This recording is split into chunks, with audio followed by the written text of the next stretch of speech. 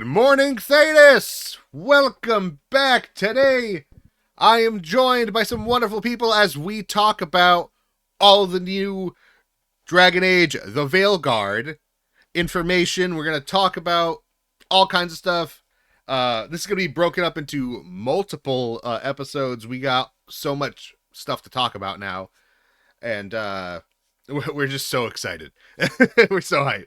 So, We went from there's nothing to talk about, or we've talked about the same shit for 10 years, to, oh my god, we got so much shit to talk about. True. So, we're going to be... Before we had crumbs, now we have like a whole slice of bread. I'll take it. we're going to be... These might be smaller episodes, depends on where we go, how long it lasts. But... you know, it'll be different. Usually we go for really long periods of time with the podcast, but since there's so much to talk about, we might have one episode that's 45 minutes or 30 minutes or one that's an hour and a half, blah, blah, blah. But yeah, there's all kinds of new excitement into the fandom. Everybody's exploding with happiness. It's all over the place. And we are ready to go. So, I am joined by BioWare Babbling Scott. What's up, nerds? God, it's been a while since I've said that. Jesus, I nearly wrote my own tagline. I am joined by Aaron.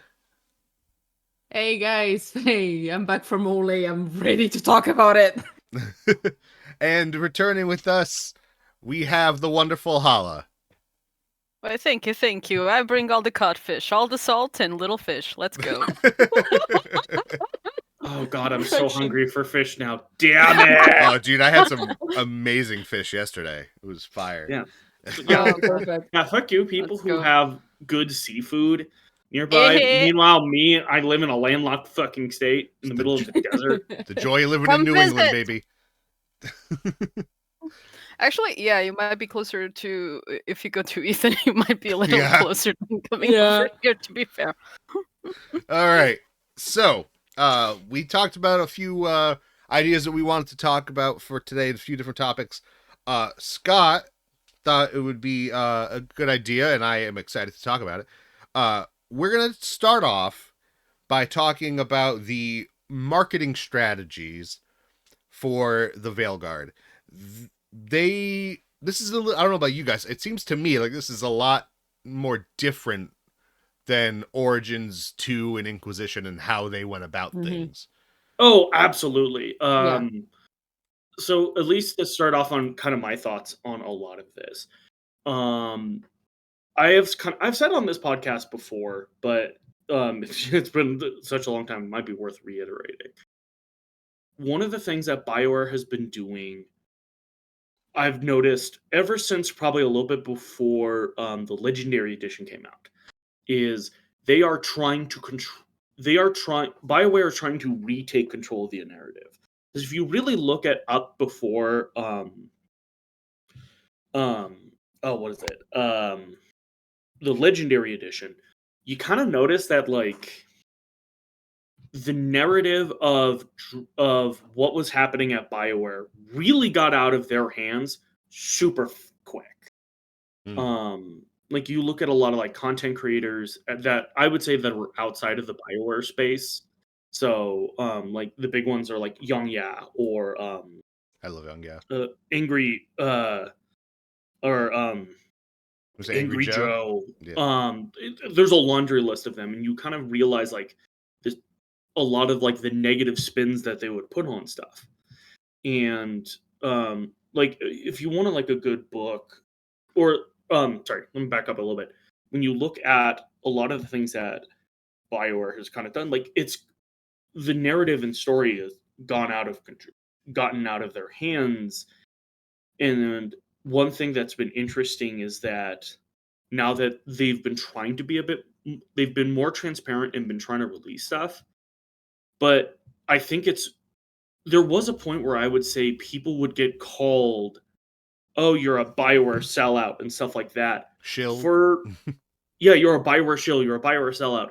When you are just accurately reporting on the news, like, yeah, no, this is what BioWare said. No spin, no like negative spin, no saying that, oh, this is the end of BioWare, or oh, this everything is burning down there, blah blah. You know, if you weren't saying that, you were a BioWare shill. But that's because of how much it's swinged. But with the Legendary Edition, one of the things that they've done is that notice how like the first time they announced anything for the Legendary Edition, it was on their blog. In Really? the yeah, they announced everything on their blog of like, hey, we're coming out with a Legendary Edition, and the big thing that they did was they set expectations immediately of like, yo, this is the type of remaster you expect. This is the type of improvements we're doing. Like they spelled it out for us to give us, hey, here are the correct expectations you should have for this game. I forgot that they started with the blog post. Yeah. Oh yeah, that's true. Yeah. But here's one thing that you've noticed. The first news about Veilguard that really kicked it off. Where did they start? Summer On a blog post. Oh, oh okay. Yes. Announcing which most that people won't Veilguard, really have access to. Yeah, but like they started with a blog post just talking about how they're changing the name from Dreadwolf to Veilguard, or the Veilguard, but Veilguard's easier to say. I hate the. I think so. Yeah. A lot of people are in that camp. The is in the way. Get rid of the. But that was the first time they announced it, was on their blog post. Mm-hmm. And they explained their reasoning for why did we change it. Oh, it's because we want to focus on your teams and your companions, not the opponent, not the adversary of the game, which would be like if Dragon Age Inquisition was called Dragon Age Corypheus. Yeah. What I really like about this, because I haven't put too much thought into this topic specifically, just like because I haven't sat down with anybody. Yeah. I did. I haven't had any time to sit down and like have a discussion like we're doing now. What I love about this, about them saying like this is our dedication to the story and the companions and stuff, is a comparison that a lot of people are making. With what? They're making a lot of comparisons to Mass Effect 2, and I love that because there's a very in-depth look at companions and companion storylines in Mass Effect 2, and I think absolutely that they are really doing that for Veilguard, and that excites me. I think that shows that they're putting extra care into those characters, and that people are going to be very excited once they realize that. I mean, like the characters were always the heart of Dragon Age. You can see the care in Inquisition; it's not a problem. But the change of name, even if on my side, I prefer the sound of Dragon Age Dreadwolf sounds better to me. Mm-hmm. But the why they changed it, I'm like I'm okay with it. Like, yes, I love Dragon Age Inquisition. Inquisition is like the organization you have. It makes more sense than Corypheus. So if you are in the Veilguard, the game be called the Veilguard makes sense. Yeah. So it was pleasant to read that, and also Dreadwolf for non-returning player, like for new player, there would be what in the world is this? Yeah. So it also makes sense marketing-wise to open to new players with a name that doesn't call ancient players directly. Yeah. I'm also I was gonna say I'm also a big fan of going from Dad to Dave. I'm not gonna say anything. Halla, you sound like yeah, exactly. I was just gonna add, I agreed that with the reason that was given by the BioWare team. I get it. I get why they would do that. I also agree that Dreadwolf sounds way cooler. Like, if I was a new player, I'd be like, ooh, Dreadwolf, that sounds badass. Let's go with that. I don't know what it is. It just sounds so cool. Exactly. Right. But yeah, I guess focusing on someone who is supposed to be an enemy, albeit I don't think that's going to be your main enemy. In fact, it's been implied several times that's not going to be your main issue. Especially recently. Yeah, God, the picture. We'll talk about that. So, But I wonder if they're also making it so that, well, for example, Inquisition ended with literally the faction called the Inquisition ending. If you played until the end of Mhm. Trespasser, Mhm. and you chose let's say the more careful / safest route, mhm. I would say that it could be that we know all the factions that you can play as, or you can come from, or at least main factions that play in the game. Yeah. Maybe the Veilguard is something that they're like, this is how you create a major faction in the game. This is how its birth. Like in Yeah. Inquisition, you saw the birth and end of the third Inquisition. Essentially, I think it was the third, if I'm not mistaken. It was In the this second one, Inquisition. Is It's it the second? second. Oh, okay. it's the Yeah. second. Okay, I wasn't We sure. only had the Meriden before. As Yeah, you had a Inquisitor, so Meriden. yeah. Okay, I wasn't sure. I thought there may be another one just before Meriden, but okay. I would have believed you on third too. I Yeah. I didn't but- think about it. It's been a while.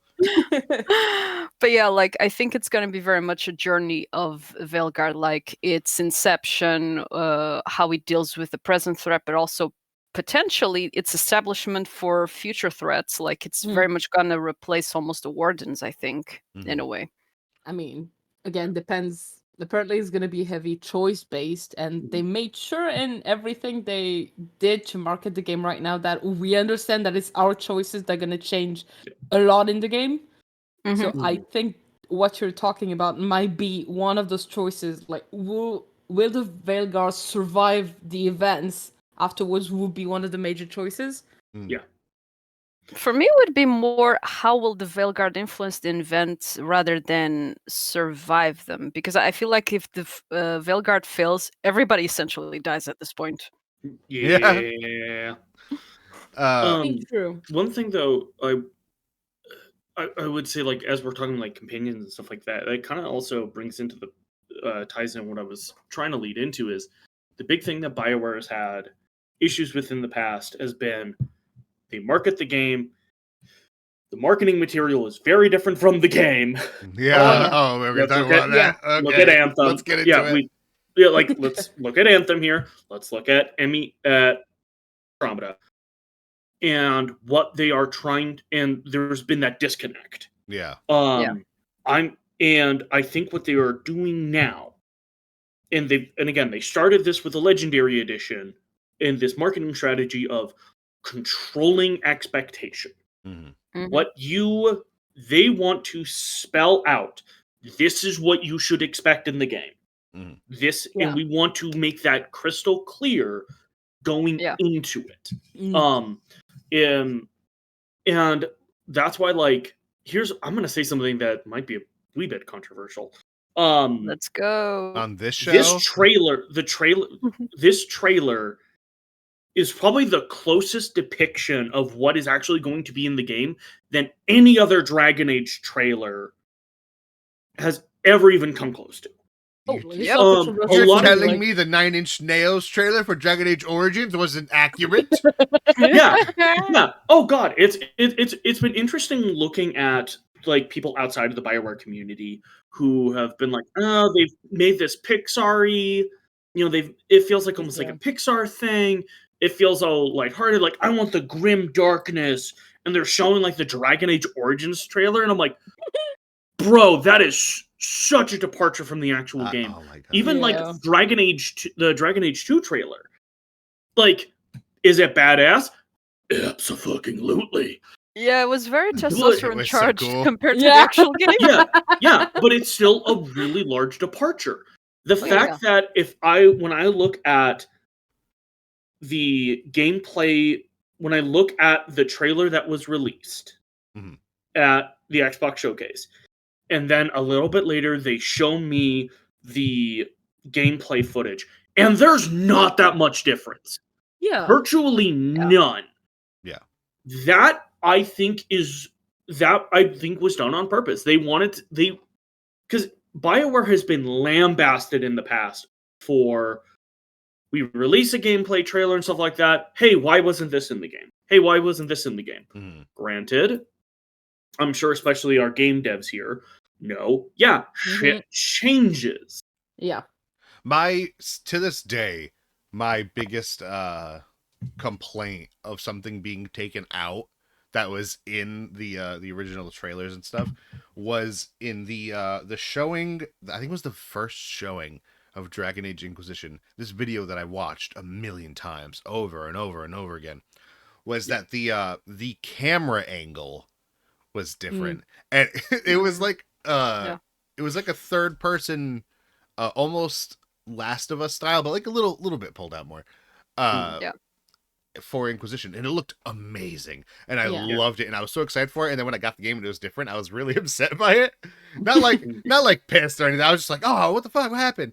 And then they did it again for Veilguard, because in the behind the scenes video, the camera angle was like waist up, and I was like, oh, that's pretty sick. It's like Mass Effect style. I like that. They changed it again. For the record, this time I don't care. I actually like it better this way. Because I've aged and I have different opinions now. I think it looks better this way. However, I was upset in Inquisition, 10 years ago when I was in high school. But like, as a dev, things change. And I think what they wanted to do was like, no, we want to try to get this as close to, like, honestly, the funny thing is you can even see almost the same glitches in both trailers. Like, like the fact that like almost like parts of the trailer almost feel unfinished. Yeah. Oh yeah. And then the same unfinished shit is in the gameplay trailer. Yeah.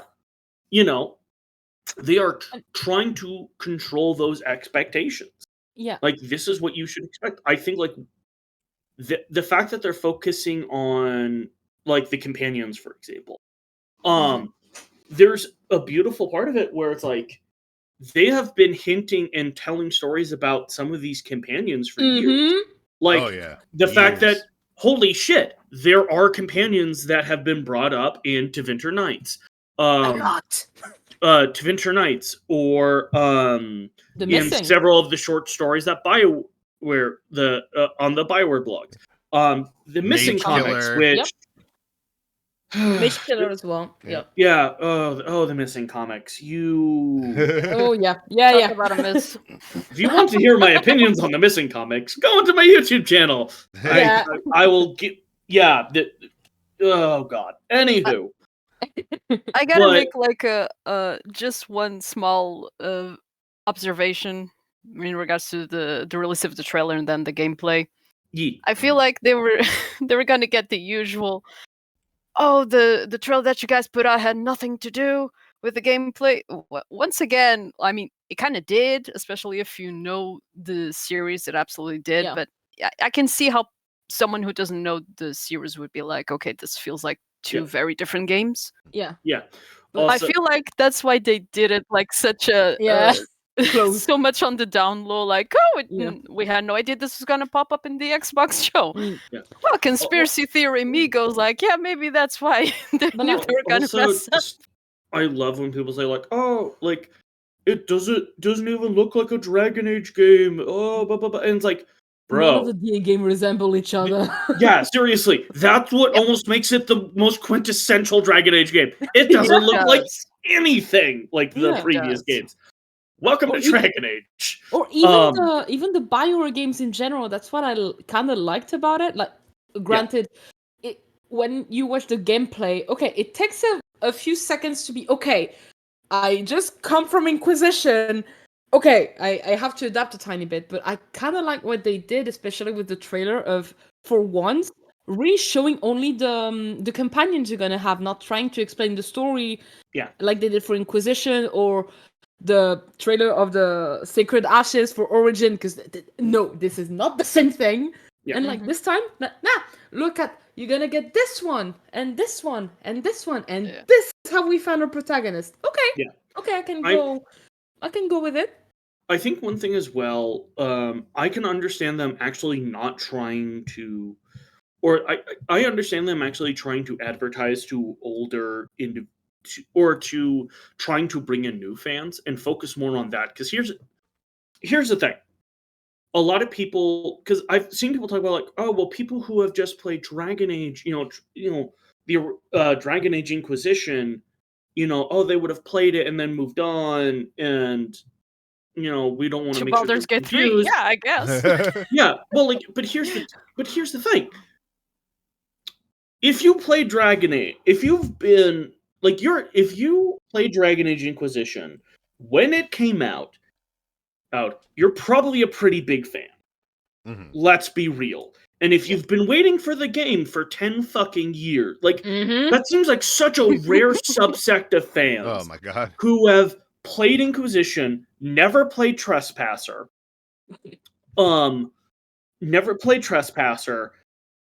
and did not wait for the game, and then are like, oh yeah, this game came out. Like, that seems like such a small subsect of individuals, because like, and granted, this might be my own bias of talking as like being in the BioWare fandom for so long, but like, it seems like no, it's people like it's been 10 years since the game has come out.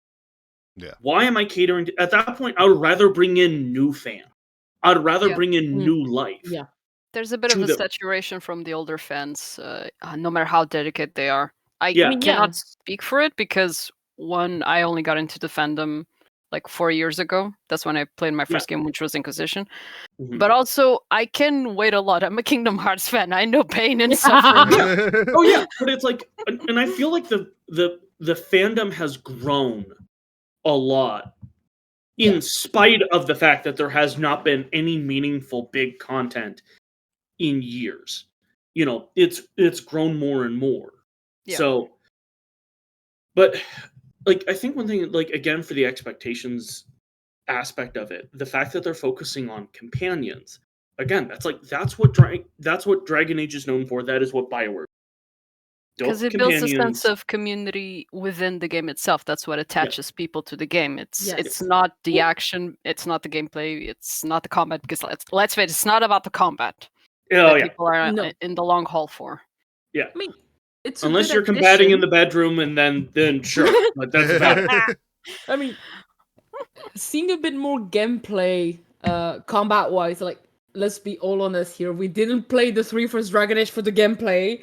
It's very simple. Seeing like the dot thing in the gameplay that we have for Veilguard, I was, oh wait, I can actually do good strategies in combat. That's gonna be a new thing. That's cool. Yeah. Like, there's new elements of gameplay, and that follows like the advancement of like people gaming right now. Yeah. Like, I'm pretty sure that if I try to convince someone to play Inquisition right now, someone younger, like even 10 years younger than I am, if I'm trying to convince some of my cousin to play, they're gonna get, this is long. Like, yeah, but that's what's good, isn't it? Yeah. Like, Inquisition can be tough to play for new players right now, so the change was needed. Oh, That's the thing. Nowadays, you have a lot of people like, I don't know, late Gen Zs and millennials in general who are like, okay, we got used to the like single player games where it's like 80 to 120 hours. If they grew up on the JRPG era, especially, they're like, that's fine. I can do this. This is my jam. I might not have a lot of time to do it because, I don't know, life, kids, jobs, etc. But that's fine. Now you have like the younger generations, like Gen Z and below, who are like, I don't have time to dedicate to this. Like, I don't have 80 hours. I might have maybe pushing it 40 hours. So you got to figure out a way to get them hooked, but also at the same time not push the envelope too much anymore. Well, and also just embracing different, embracing the different changes. Like, one thing when people were, I know when some of the leaks were coming out, they were comparing it to like God of War. Like, a lot of the combat is God of War. Huh? Yeah, it was. It's because the like I said earlier, the camera angle. And then on top of the camera angle, they have the new ultimate system where you click in the 2 sticks to do like a move, and that's just like God of War. Yeah. And the funny thing is, like, I thought that was, I know people were really bashing on that. I'm like, no, that is the perfect game. That is a perfect game to get inspiration from. Especially, it's like, like, let me pitch it to you this way. If I were to, like, the game that focuses on character development has a heart-wrenching story that you can still have RPG elements. Yeah, no, That's tough. God of War fits that perfectly. Like that game will both that 2018 and Ragnarok will make you cry. Yeah. And it's funny because a lot of people were saying like, oh well, you can't control your allies, and in it, and it's like, one, yes you can in it, and it works really well. And it's like the fact it's a simple button prompt, but the fact that no, even with that, there is still a lot of skill and a lot of different things you can do with it. Yeah. One funny thing, like a weird anecdote, when I was watching the gameplay trailer though for Veilguard, combat-wise, it actually felt more like the Arkham games. Okay. It did look like that, yeah. Like when you see like how fast he was moving from target to target and how he was like comboing them, and then like almost like flashes to another target, bop, bop, bop, bop, bop, bop. It's like, oh, like that felt almost like Arkham style. It's more fluid. It's nice. I for example, I enjoy more action-oriented RPGs, so that to me felt like a nice change. It was almost subtle compared to other games. Like it's basically, if you've played the games, you see it. If you don't, it's kind of like if you see other people play, you won't really notice it. But if you're like, if you've been with the series for a while, it's like, oh wait, hold on, oh, this is gonna make things easier. Yeah, that's why. Especially if you have ADHD. I mean, even without that, it's just I'm so used to play the Dragon Age and being like slow, like Inquisition combat. Okay, I know I cannot like do a lot, even especially as a mage, because I tend to play as a mage and I have to be very static on the back. But like, no, but that's the thing. When you're a mage, like the combat of Inquisition, for example, felt more natural to playing as a mage. For me, for example, looking at the trailer for Veilguard, like I immediately knew I wanted to play as a rogue because it was fast-paced enough to make it enjoyable to play as a rogue. Yeah, but that doesn't mean, like in my case, I didn't like being so static, because I've seen other games when you're a mage and you can move and do stuff, especially with some like specialization that you have. I take the Knight Enchanter. How can I be that static with like spiritual sword? So seeing that, I'm like, and especially seeing Neve moving, like with the type of magic she does, I'm like, yes, thank you. Finally, something where I can still be a mage and still have a bit of action going on, just static, like being on the back and launching my spells. I was fine with it, but because I wasn't there for gameplay, seeing the gameplay, I was actually even more excited to be like, I can finally also have yet another thing in the game that I'm gonna enjoy, even if I enjoyed playing before. I think absolutely. if you guys have thoughts to finish up on that part, go ahead. I have other questions that I want to pull up. So go ahead. The only I was more just gonna try to rein in back into like characters, talking about like the fact that they are keeping with characters that they've been hinting at. Oh God, when did Tevinter Nights come out? 2020. I was like 2020, I think. Yeah, 2020 or 2021, but that's worse. 2020. Or it was it was like 2020 or 2021. Like the fact that they've committed to that, and all these like the fact that they've committed to it, and is like, because like a long time we didn't know, were these characters actually going to be brought in or whatnot. I think again it has shown a commitment. No, we have been trying to build up these characters for a while. We know that that's going to what people are going to focus on. We're going to make sure that, like, we have put a lot of time and effort into them. I remember in the Q&A, the Discord Q&A that they did, which again, brilliant fucking strategy of like, we're gonna release a blog post. We're gonna release a blog post. We're gonna do a trailer at a major thing. We're then gonna release our own trailer on our own sites. Then we're going to do a Q&A on our own Discord with our devs. again, where it's like, we are at no point, BioWare is not controlling the story, or they're not letting it get out of hand, having it work and fall under other people's hands or other different sites' hands. They are controlling the narrative, which I can see some people like, oh, well, no, it should be a little bit more organic. And it's like, yeah, but you don't understand. BioWare has been lambasted for such a long time that, like, yeah, it feels like they're doing the super corporate biased shit. They have to do some, but like it's not the whole thing. Oh yeah, well, and it's in a lot of the times it's once you get the context of stuff, it makes sense. Like that's why I always will throw people at the BioWare 25 book, because it's like there is so much stuff in that information. It confirms a lot of the stuff that we've learned about over the years. But then there's stuff like the fact that there was like 2 IPs that BioWare was going to come out with that they canned. Or like one of my favorite things was with Mark Dara. He did a interview, and the interview asked him like, "Hey, why were you the one that made the choice to can Anthem?" And he's like, "Yeah, or not to can Anthem, to release Anthem in the state that it was in." He's like, "Yes, I did. I know I could have let it go out longer. I know I could have let it go out longer, but I chose not to."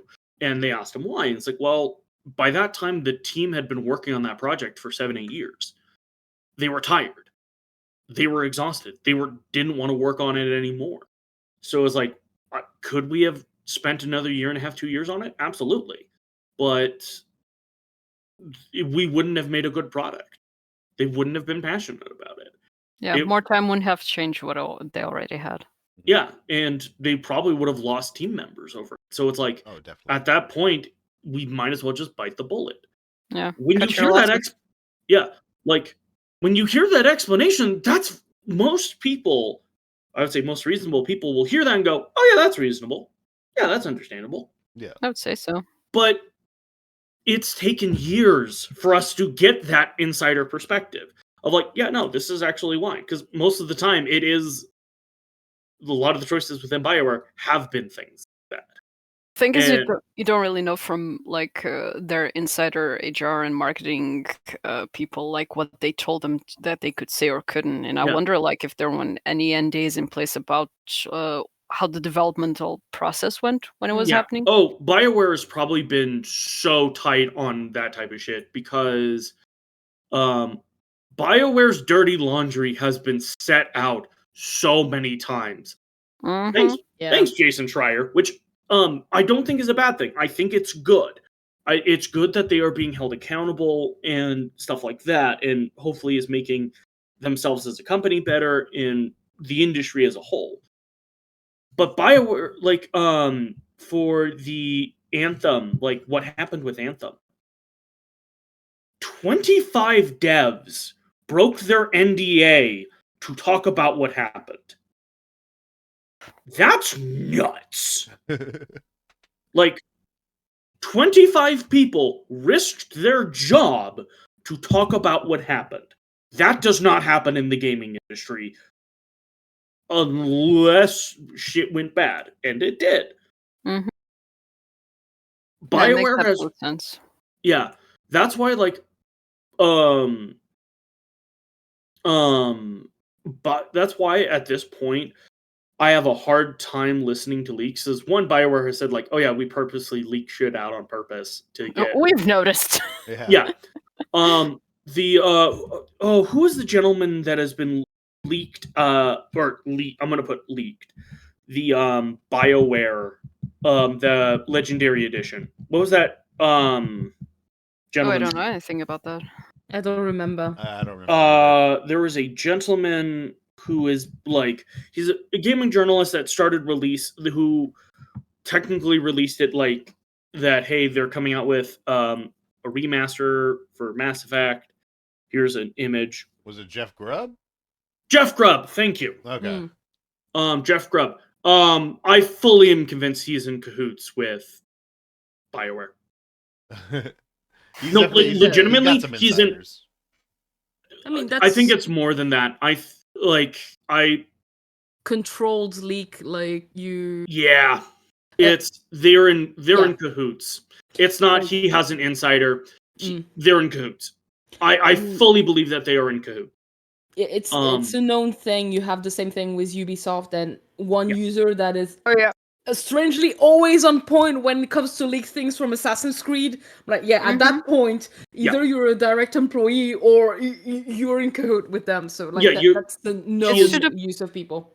It's to the point it's happened like 24 hours before a trailer dropped. Well, and the reason why like I bring that up is like BioWare does not want people like their dirty laundry getting aired out like that again without context and yada yada. And the fact that let's be real here, the fact that we know so many of the names at BioWare and the fact that on social media we can contact them directly, that is insanely rare in the gaming industry. BioWare gives their employees a fuck ton of freedom to talk about their shit. Oh yeah. Okay, good. But I really think like a lot when I've looked at some of the stuff, it's like BioWare probably has locked down tight on leaks and NDA shit. Because again, it's happened enough times and I don't know why the gaming industry, like the gaming journalism industry goes after BioWare and really hard. Yeah. And I don't know if that's just algorithms are feeding me stuff directly, but I swear it like okay, the fact that it becomes a major news story that a game dev has left BioWare. Yeah, that's weird. Yeah, name another company where that happens. Naughty Dog, but that's about it. Yeah, like Naughty Dog, occasionally, but like I'd also add Bethesda. I think those three are the ones I've seen. It's because often you have like people in those companies working for way longer than the average. Oh yeah, like 15 years. Someone's like the average is 4 or 5 years in one studio, 5 being the very, very like the best you can find. Like some people were there for 15 years. What? Yeah. 15, nearly 20. Yeah. Yeah, some of them like more nearly 20, yeah. Yeah.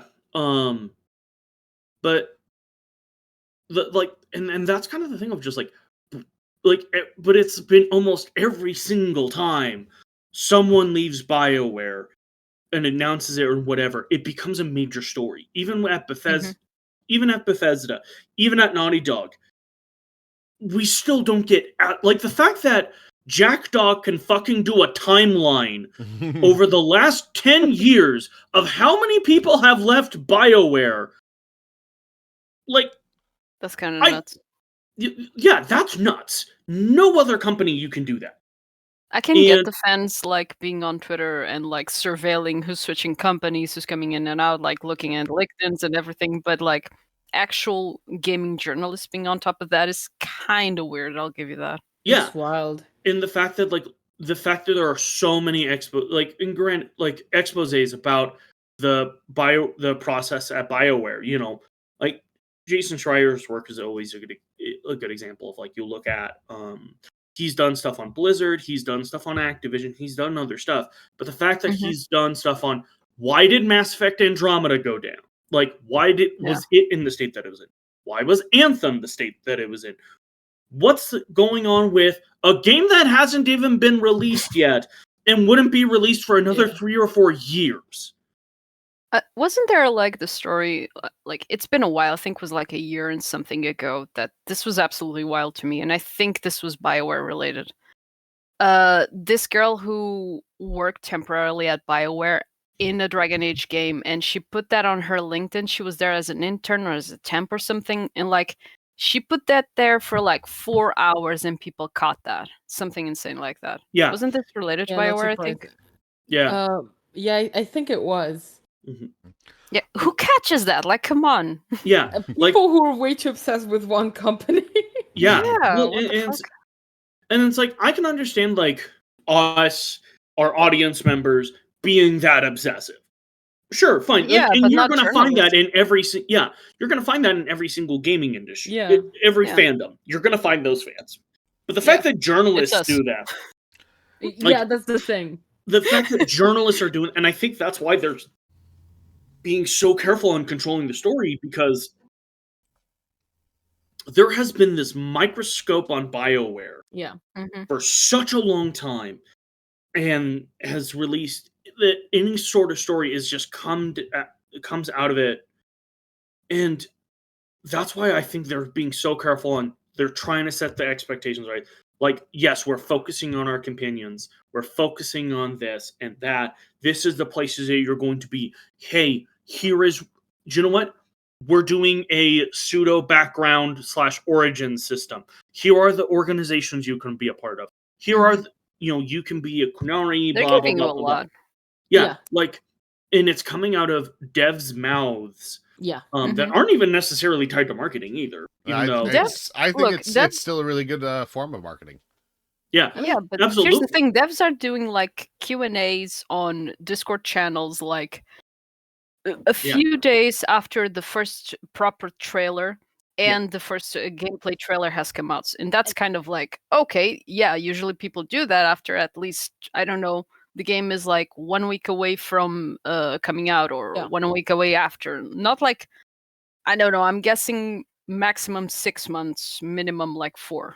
Yeah. I mean, even without that, we didn't have a BioWare Discord server before that. Like, they launched the server for that. Sure. I love that, honestly. It's really cool that they did that. This is, okay, we all know here, and we talked about it, they had backlash on Andromeda. They had backlash on Anthem, even without taking the people leaving, and very long development of Veilguard. Without, like, I completely agree with you, Scott, on that. Like, creating the Discord server, doing the Q&A themselves, releasing the thing on blog post and everything. This is their baby. They know we've been waiting for it. They probably waited more than us and with even more eagerly than us to deliver what they cooked. Because yes, it's close to a lot of things that we could see in the BTS video from a few years ago, from Tevin Nice, from the comics. They wanted to tell the story, and then not letting anyone taking that from them, and I love to see that. Yeah, no, and I think that it's something that BioWare's had to do. Granted, the biggest issues where I've ran into, like, one of the biggest issue I've had, why don't we have an official release date? Yeah, that is very, very... That's fine, but... we have a window. The fact that, again, it went from, we have a window on when we're talking about stuff, and then now we have a window, like, more than likely they have a date set, so I don't know why they're being so hesitant. I think they're just being careful, to be honest. And there's that, maybe, I don't know if the game is fully gold. They didn't say anything about that, but I don't think maybe they didn't say it, so I'm like, okay, maybe they need a few polish, but they know they're gonna have the polish done for this period, for the 3 months. There was they just don't know when exactly. There was a recent thing that they came out and said that I don't know which journalist it was, but they said that they're just polishing right now. That's all they're doing. They're just polishing and polishing. The game is done. Everything's great. They're just polishing. There was no bugs. They're just making sure everything is as beautiful. Oh no, there's probably bugs. That's but they said when they played it, because they got the playlist behind the scenes. They played for like an hour. They didn't come across any problems. They're just polishing, bug stomping, making everything like as good as possible. I have 3 quick questions that relate to marketing, art, gameplay that I want to hit before we end this. So, do you guys mind if we pivot into that real quick? Go for it. Okay, cool. All right, so real quick. Ignores my ass. No. Okay, so real quick, I just want to make a pivot because we're coming up on a pretty well, we just passed 45 minutes. So, a debate that I've been seeing online, and I want to see where everybody's feeling on this. This is more on the art style before we go back to some more marketing stuff. So everybody's been complaining about like the Pixarification, blah blah blah, whatever. Varric still looks hot. I'd still F him. So yes, I was about to say, have you ever heard of the Pixar mom? You're telling me you don't want the Pixar mom effect on a Dragon Age character? Those hips don't lie. Yeah, true. For the Give me that record, dump truck of an ass, please. for the record, I think it looks great. I think we are after the character trailer, after watching the gameplay, I think it looks amazing. However, there is a debate, and I am on the negative side of this one that I want to hear what y'all think. Careful, Ethan. I know where you live. I think, in my humble opinion, from the little bit that we have seen, that the Darkspawn look like utter trash. I think they look horrible. I think they look like a bunch of generic skelly boys. What do y'all think? Because I see people saying like, "Oh, what are you talking about? The Origins ones just look like goblin people." I'm like, yes, but I think they looked more gross and terrifying. And I think in Inquisition, in 2, they had the reptilian look. Inquisition, I think, is probably the best of all of them. And now we're in like this weird skeleton looking phase. It doesn't shock me because technically, like, Darkspawn are supposedly being dwarves, elven, human. They're supposed to be those, like, the races we have in Dragon Age. Yes. Turned into something monstrous. So having them be more scaly, I don't really mind. Does it look more cartoonish? Yeah, but the game looks more... Compared to Inquisition, Veilguard looks a bit more like a game. Inquisition looked a bit more realistic than Veilguard, and like in the feeling I have, but I don't mind it. Like, I'm okay. They're still gross, and I don't really want all those killy boys coming onto me. Thank you. Like, get away from me. So as long as it doesn't want make me want to hug them, I'm okay with the look. They still look pretty ew. No. There's one skeleton we all want to hug. Let's face it. Manfred. Sorry. Manfred! I want the snarky comments on Manfred when you're floating with his with Emmerich. That's all I'm gonna say. I don't know how I feel on them. I think it's more just I don't like the fact that the Darkspawn have been a major enemy for now going to be all 4 games. Yeah. And the fact that they don't have all a uniform look, when, let's be real, there have been plenty of enemies, like a lot of the demons, and other enemies like that, have all had the same, at least, design and look. Yeah. That's always one thing that's kind of bothered me about the Darkspawns. Like, yeah, why aren't we all looking the same here? I feel like once they hit Inquisition, they finally like had it nailed. Yeah. I think I almost need to look at the models themselves to really tell, like, for me, like, do I like their design or not? And I also know there's a lot of aspects of design, like a random example is like the hive from Destiny 2. Yeah. You take away their textures, their designs are so fucking boring. They are boring as shit. It's like, wow, I've seen this in like a billion different games. But the texturing that they add to them, that porous, organic look, makes them so horrifying and stuff like that. So I know, like, even if the design is but I know it's like but the texturing adds, but like you just add the texturing and then all of a sudden it can give off a completely different vibe. So it's like, I would almost need to look at the models themselves and okay, what do these guys look like? And I feel like we haven't gotten a good look at the Darkspawn either. True. Like, we really haven't. Like, we've gotten a better idea of what the demons look like than anything else, and that was because they were in the gameplay. I do like the change to the demons, though, even though, again, I don't like... not that I don't like it. I don't know how I feel about the drastic change it looks like that the Rage Demons have had, from lava dudes to, like, dog fire guys, if that's the Rage Demons. I don't know, maybe it's not, maybe it's something new. I think Pride, the one that appeared in the... Oh yeah, Pride is the big purple one, but there was like the fire eggs. Yeah. I think, for the record, I think the design is really cool if those are the new Rage Demons. However, I don't like that they changed it. Those could just be some really cool new demons, you know? Yeah. Like, why don't you I just don't keep quite the regular Rage understand Demons? that change. Because here's the thing.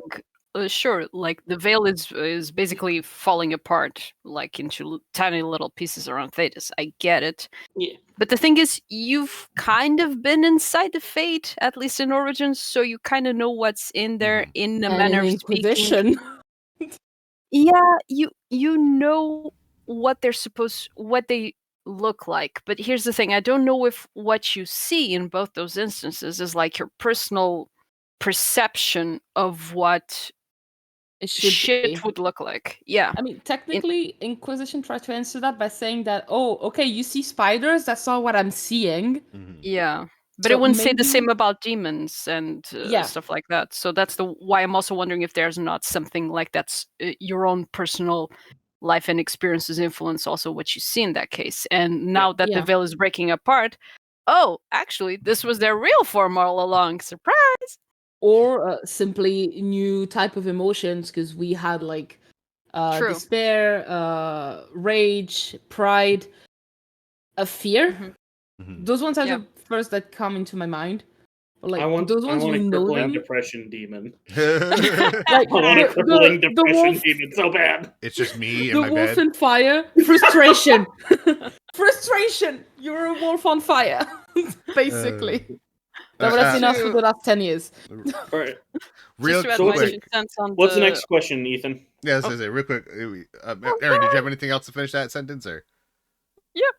About the Just real Darkspawn, quick. I gotta say that I'm happy with the changes for one reason and one reason only. We've never been so far away from the original design in Origins of the Broom Mother as we are now. I am so happy we are so I don't visually far away See from one. that. I don't want to see one. Okay, I'm scared. Exactly. Why please why spare do me. I feel like a BioWare dev is gonna listen to that statement of the brood? Please don't. His name is John Brood there, Appler. and John, no, they're just not going John. to have a evilish grin go across their face like they don't know yet. I am very excited no. to see if we get a new broodmother and what it would look like. No! But No! moving on, moving on to the last 2 questions. All right, we have this next thing. I can't remember which YouTuber said it, whether it was Halla or Gil or Exalted Marsh or Jack or whatever. But somebody said, and we alluded to it a little earlier and a couple minutes ago. And I agree with this. I think that the art style is it seems to me like a really good natural evolution from Inquisition.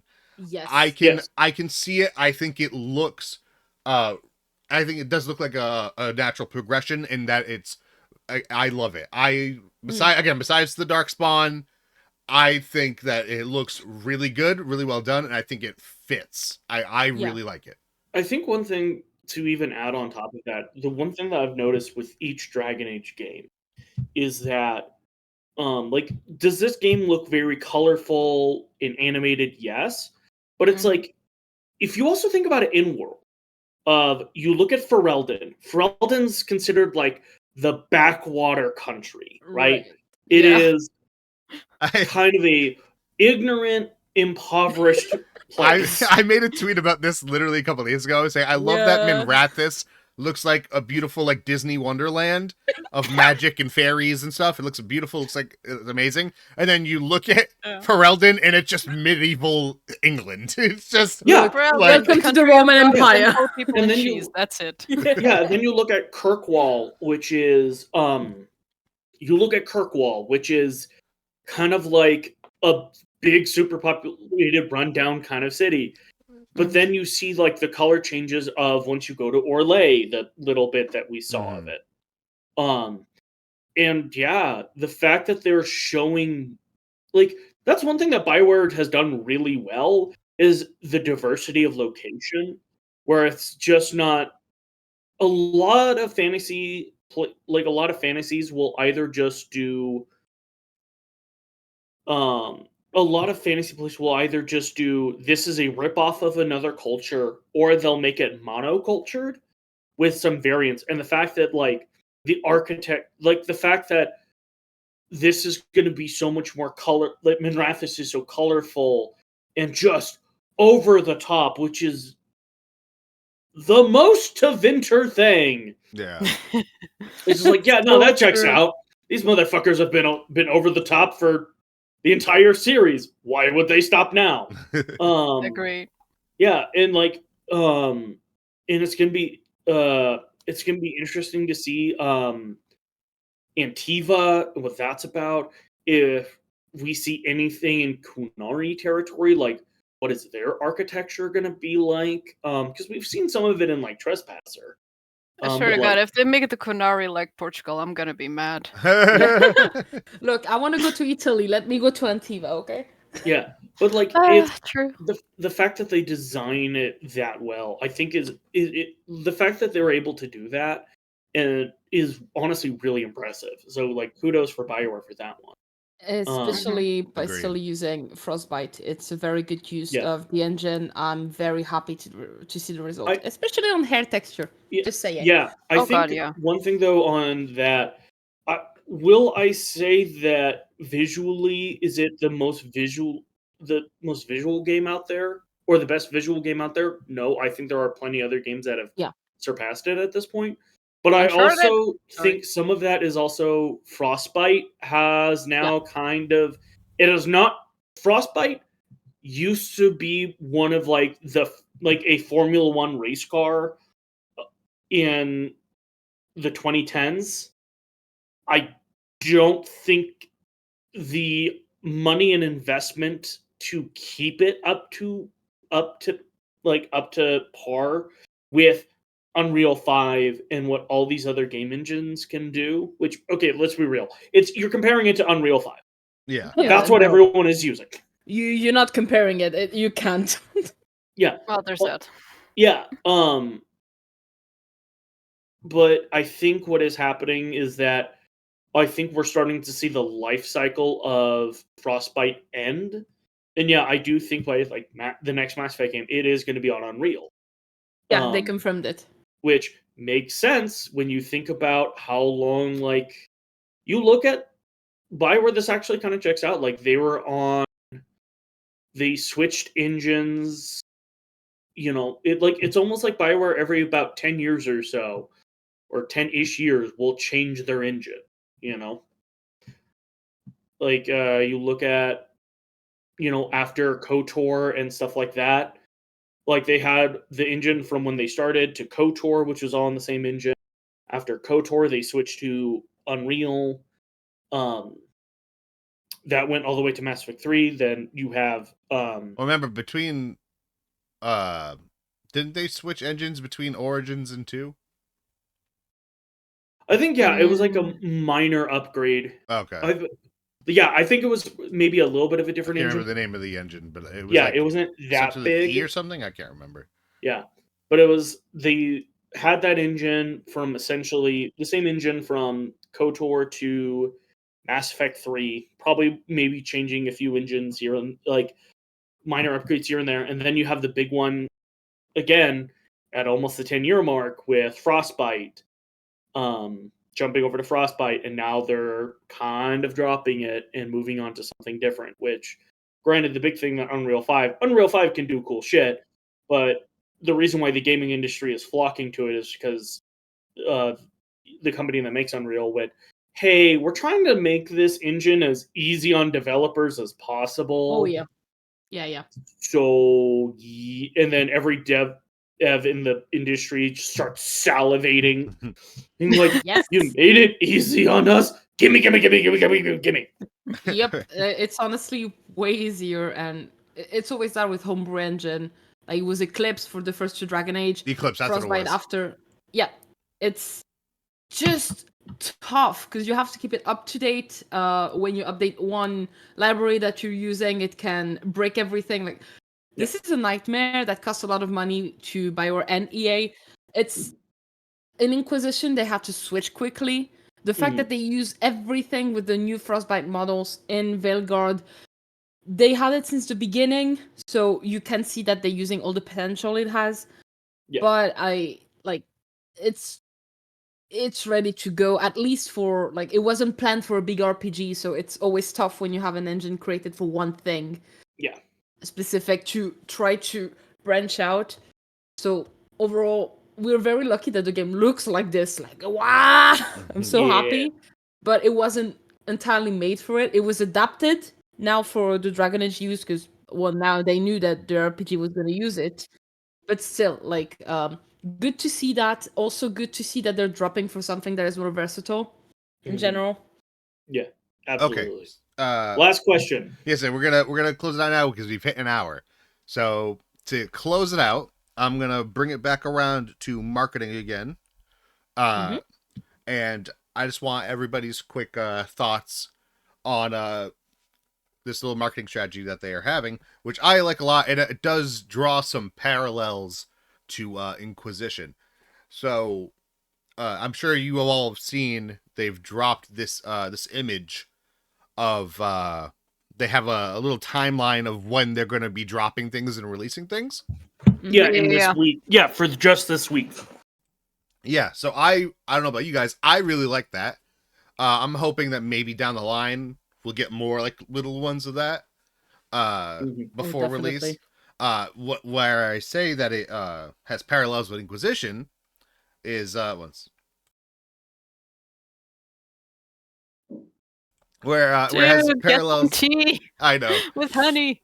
where it's got parallels with Inquisition is that they have the Game Informer cover, and I don't know if y'all remember, but during the marketing for Inquisition, they had several videos exclusive with Game Informer.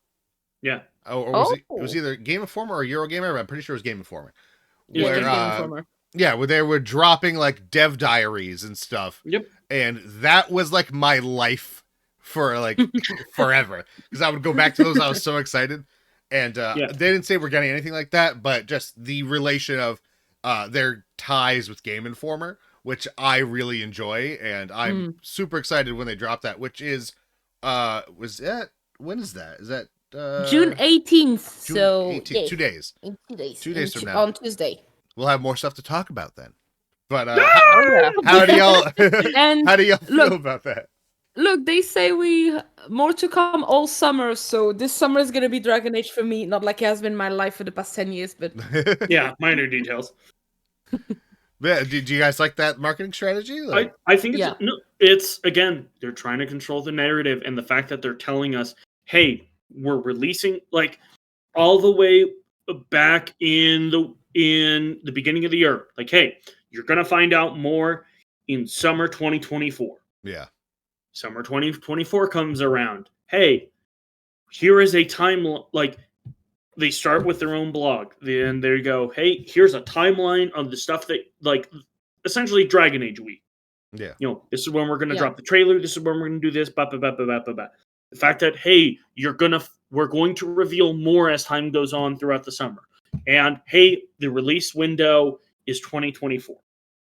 It's fall 2024 to be exact. Yeah, fall 2024, which a lot of people are like, oh, well, why doesn't it come out later? And it's like, I'll give you one really easy answer. GTA 6. Exactly. Oh, That's why I get the no one wants to. You don't even want to be in the same 6-month fucking window as GTA 6. I'll say that's why like, I think they're going to be dropping it like early. Yeah. There's that. It's either they release it at the beginning of the fall or they go, okay, you see the birthday of Inquisition? Have your game on that date. That's one or the other to me. There's a lot of... Sorry, go ahead, Halla. Go ahead. It's already going to be tough anyway when they release, because here's the thing. Assassin's Creed Shadows. Like, I mean, okay, there's a lot of people who are still gonna like prefer one over the other. Like always, this is not even a question. But it's also still quite the timing still, because it's almost close to the holidays at that point. So like, but if I'm choosing the lesser of two evils between, like, one, with how many games that come out nowadays, no matter what, to have games, like no matter what, you are going to have games that are going to be coming out nowadays. You're going to be competing with someone. It's just, can I compete with people who are in completely separate markets than me or whatnot? Or if I'm picking, I can pick Assassin's Creed Shadows to go up against, or I can go up against GTA 6. Hell no. Nope, I know what I'm choosing. Yep, fuck that shit. Yeah, so I was going to say that they, I think that we're getting a September or October release because there is so many Please. huge games coming in November. Yeah. I mean, that's always the thing just before Christmas. That's an like classic thing in the video game industry. Also, just noticing something from the Twitter account of Dragon Age that I didn't see before that could explain why we don't actually have a full release date. They still have the rating pending for the ESRB. Oh. Yeah. So if it's still pending, you cannot actually be sure of the date as long as the ratings are not fully up. It's just that they probably sent the full game. Okay, this is what we want to release as the base game for everyone. They have to be rated. So that's probably why we have only a window. Not the only reason, but Yeah. that could explain some things. You know Now whose I'm fault just it is wondering that if- is pending? John Epler. Look, Is it he sad? wrote too many stuff for that game, and I'm worried for some of the characters, and I'll talk about that later. Is it sad that I think about the ESRB and they're like, why is this ESRB is coming out so long? And then the ESRB raters are coming in like, you put in so many fucking nipples in this game. We now They have say to it's- count them. Why are we Yeah, sucking they all say these that- skeletons? Yeah, They there's- put likely mature 17 plus. I think they went. Yeah, it's probably what we it's are gonna trying. be. You guys are skirting so much to the edge of just being a rated A game. There's They a said 15-minute sure. long sex scene with Manfred. Look, they said you have a gentleman and you have one that is more rough and more hot. And Look, we honest. all know who it's gonna be. Yes, that's gonna be my baby crow. But like, come on, like you have that. You cannot. Don't put a Solus or Josie on me. Well, Josie was logical, but don't put a Solus on me and not showing me anything. You get me? No, Yeah. not again. Look, But just no- quickly going back to the number of nipples thing, I'm gonna say that it's gonna be an exponential relationship between the number of brood mothers and the time we have to wait. I was gonna say, I think, to close it out, because we're at about an hour and 10 minutes, the amount of nipples is gonna drastically go up when we have just a horde of brood mothers. We're gonna go to the deep roads. It's gonna be Broodmother City. It's gonna be great. We're gonna have so No. much fun. So many nipples. That's going to an adult rating. We're going up all the way to the top, baby. I mean, if you look at just the person, or I should say the creature we're supposed to be going on alone, that's a lot of nipple. Yeah, that's a whole discussion on that. Well, Oh, yeah. and we'll be sure to get to that discussion. Yeah. But for now, we gotta get going. So thank you three for coming today to hang out with me and to record this. It's been a while. I missed you guys. I missed this. Likewise. Yeah, it's been fun. And thank you everybody for coming by and listening, whether you're on Spotify, YouTube, Apple Podcasts, wherever you are. Thank you. And we'll see you next time. Peace out, THEDAS. Bye. See you next time. Nerd. Have a good one.